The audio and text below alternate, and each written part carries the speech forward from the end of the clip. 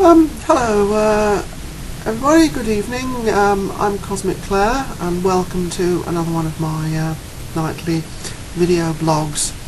Well, I'm not quite sure I'm going to go with this one tonight, but I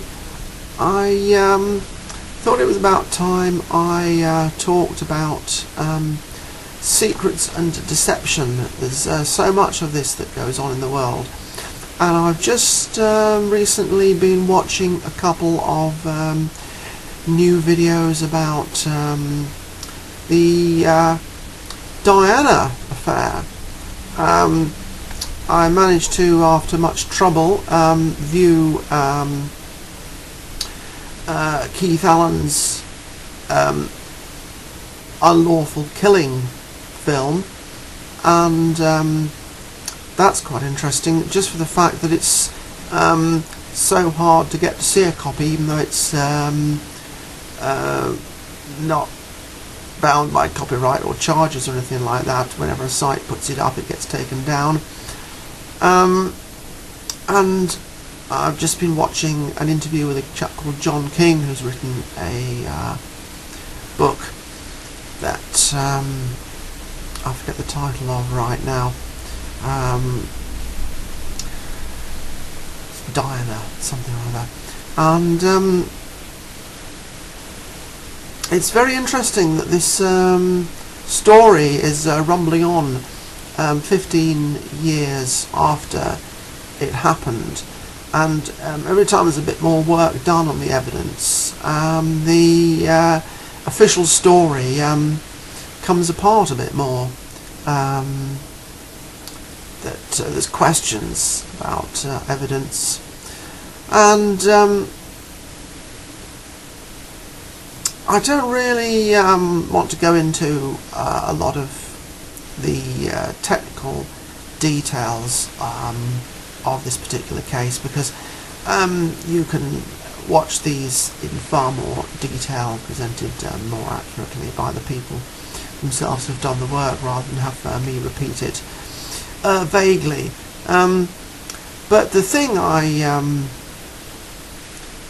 want to really draw attention to is the fact that this seems to be something that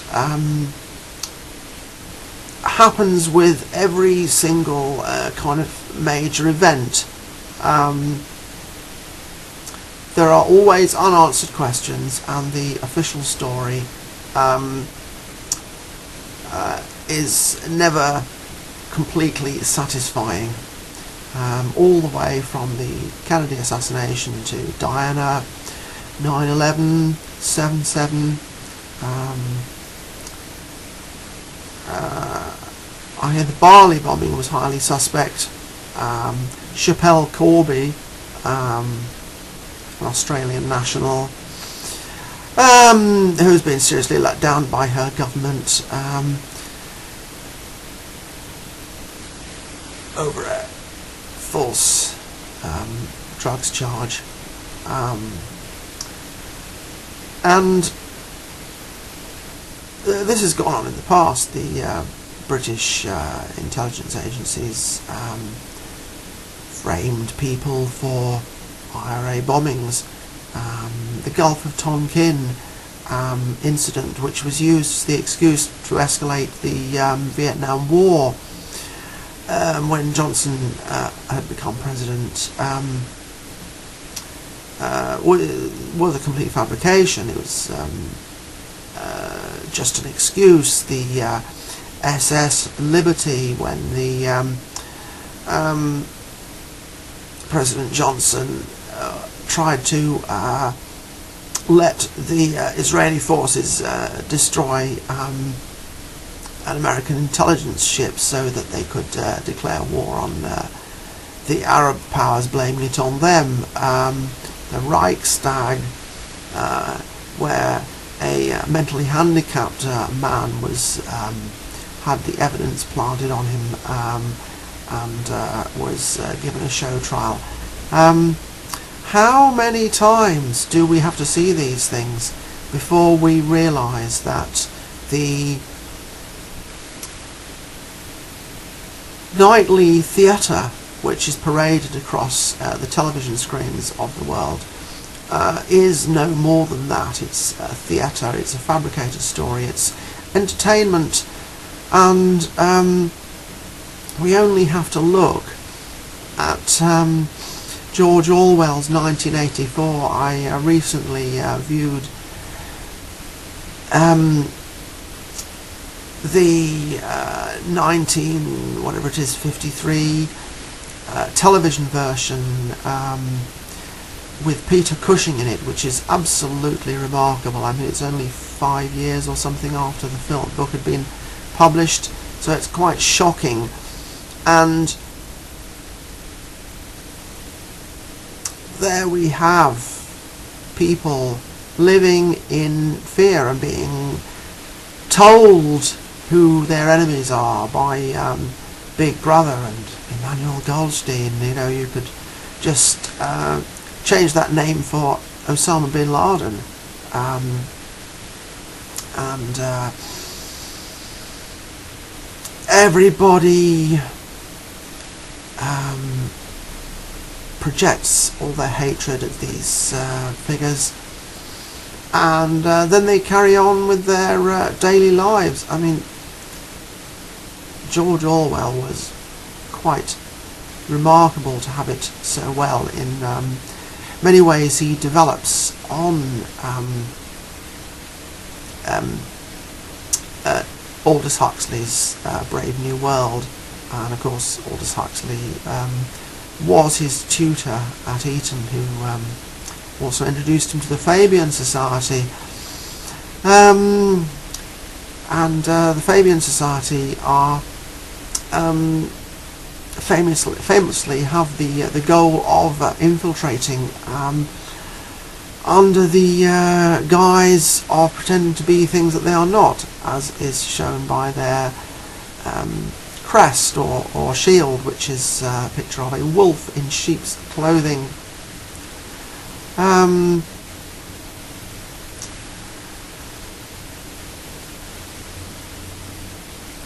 So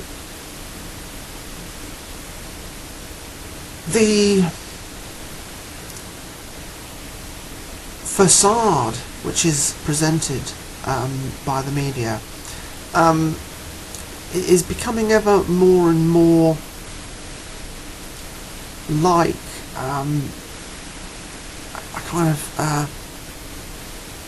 contrived mask, which is clearly not a real face, but is merely a caricature of what is happening.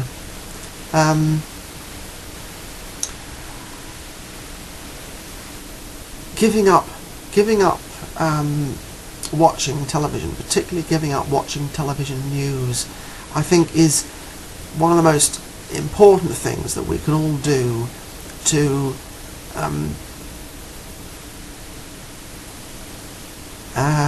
get away from being caught in this mindset, because this is really what is wanted as the population is lulled into a false sense of security with hypnotic programming. They call it programming. It's programs. It's programming. You know. And the gap between this imaginary dream world and fantasy which is being foisted on us, and the gap between that and what is really going on is like the difference between night and day. It's absolutely incredible, really, that George Orwell, Eric Blair, actually even described the a perpetual war in Asia that might well or might not have been going on, and everybody's living in austerity because They need all the they need to keep paying for the war, and we always have enough money for the war here, but not enough money for the people. And I'm reminded of what Dennis Healy said about the Bilderberg group, which surely has a lot to do with this, because it's all about the control of the media corporations.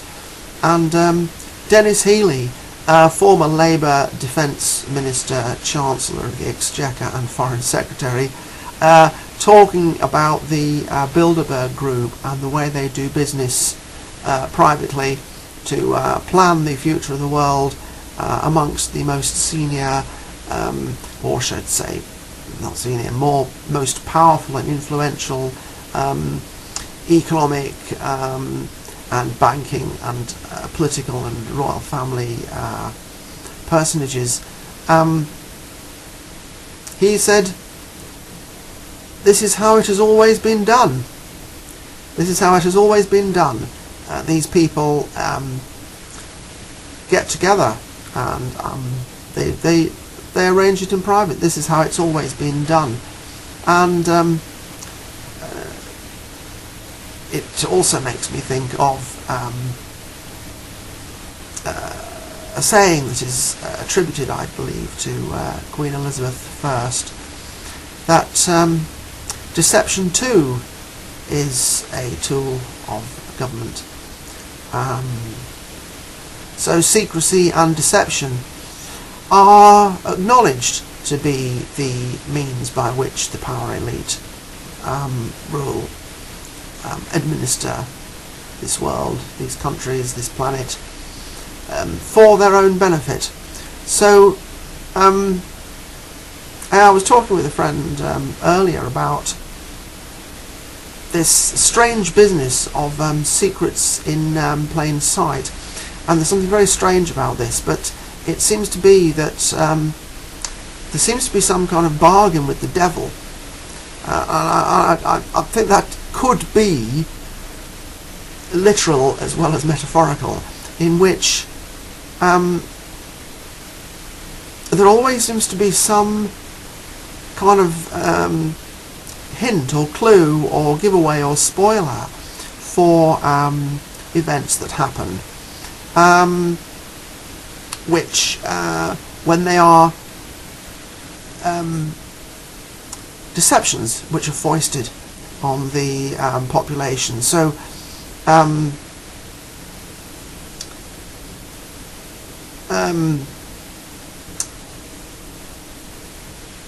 obvious mistakes, well, I'm thinking of something that I just heard about yesterday with the Sandy Hook episode. Apparently a website associated with the response to it was set up before the actual incident happened. Now I'm going to have to research this more to find out, but it came from a source that I consider reputable, and so if it is, then it kind of comes down to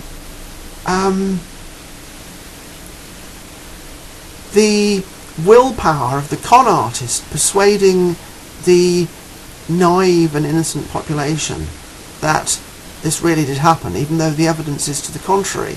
And this is surely what one would describe as a kind of hypnotic or even mind control, certainly perceptual control, belief control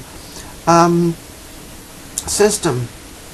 Now this is something which intelligence agencies, CIA, MI6, so on and so forth, have been working on for over 50 years. And there's a lot can be learnt in 50 years if you put your mind to it, and I'm sure these people have, and I'm sure they know a lot more than we do about it.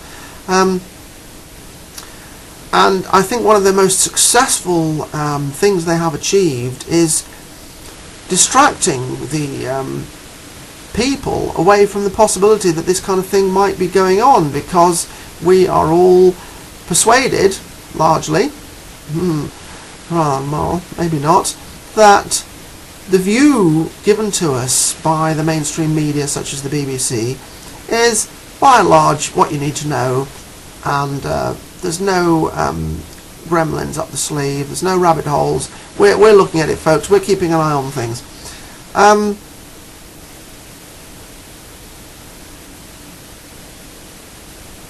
And I think it's just really, really important to be able to step back from that, disengage from the drip feed.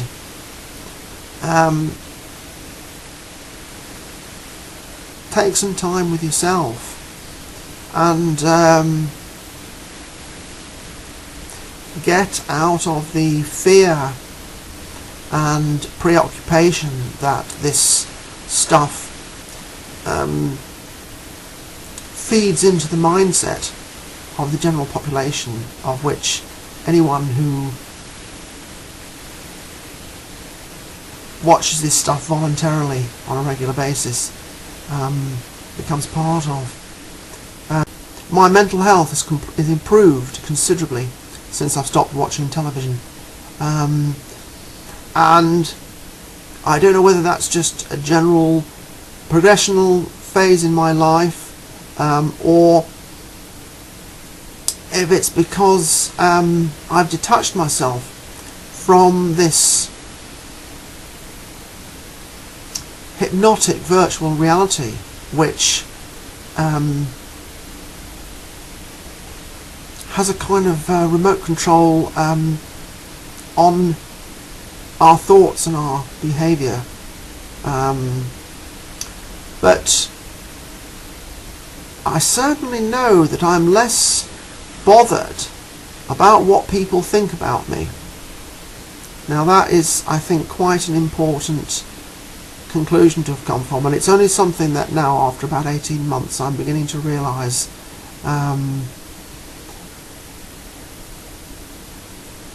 One has watched television for so many years that one wonders what you know. Oh, I can't do without television. I love watching my TV programmes, you know, or always used to be really addicted to the weather forecast, you know, and even that, I kind of take the weather as it comes now, because whether I know what it's going to be or I don't, I can't control it either way. So, strangely, I've discovered a whole lot of freedom in my mind from not watching television anymore, and it's allowed me to think other things about what might be going on with Diana's potential assassination, or the Bilderbergs controlling the media and getting everybody to think that austerity and financial collapse is inevitable while they're living high on the hog with all their palaces and Rolls Royces and everything. So I suppose that's where I'm winding up today, folks. Reality doesn't have to be the way that we're told it's supposed to be, and it might not even be the way that we're being told it is. So if we want it to be a bit more like the way we want it to be, then we have to at least pay attention and deconstruct what is going on, so that we have a better idea and we can take more responsibility. And it just starts with the micro level, with our daily lives, which is what it always comes down to in the end, isn't it, folks? So a bit of a dry one today, I'm afraid, but thank you for listening, and I'll come back with something else tomorrow. Thank you for listening. In Lakesh, good night. The site puts it up, it gets taken down, and I've just been watching an interview with a chap called John King, who's written a book that I forget the title of right now, Diana, something like that. And